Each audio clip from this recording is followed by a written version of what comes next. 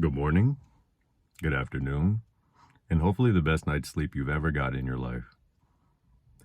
I felt moved to talk about the waiting period.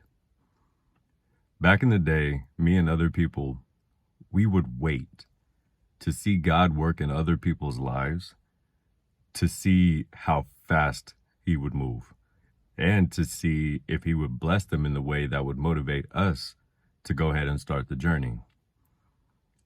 The bad part about that is that we will wait about 5, 10 years before we start, never giving God the opportunity to show you that He may work faster in your life than He did in somebody else's, that He may want to bless you bigger than the way that He blessed the next person.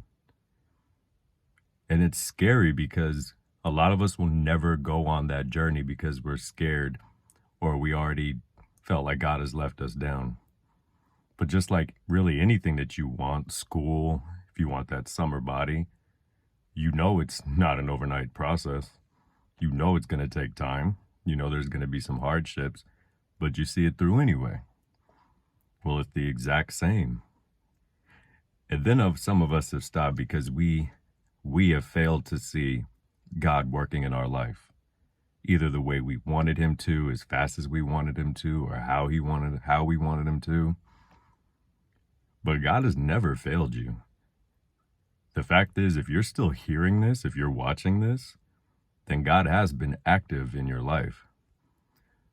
But I was watching a sermon and he came up on a great point. In the waiting period, after you pray and you're waiting on that blessing or that sign, what are you doing in the meantime? Are you still thanking God for everything He's done for you, for everything He's brought to you?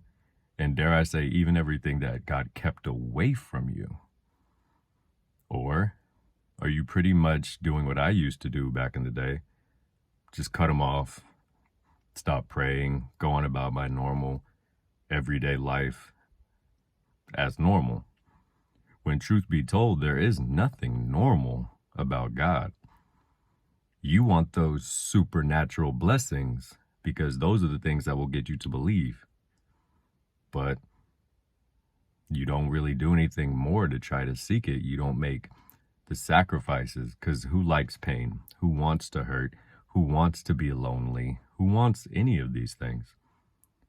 But within that comes growth, comes spiritual maturity, and most importantly comes faith. Giving God the ability to show you all the things that He can and will do. Because if God puts His name on it, it has to come true. And that's what I've seen in my life. I can't think of one instance where, and I put a lot of thought into it, to where God's plan ultimately was not the best plan for me. It may have hurt because I was only looking through it through human eyes. I wouldn't see the big picture. I couldn't see how I would be able to get past things, how this is going to damn me forever.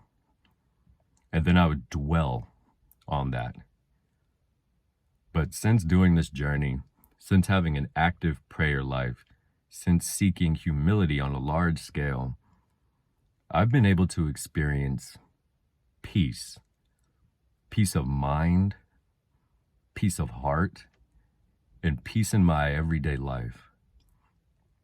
I gave God the opportunity to catch me when I fell, instead of relying on my own self, when all my own self has brought me was anxiety and stress.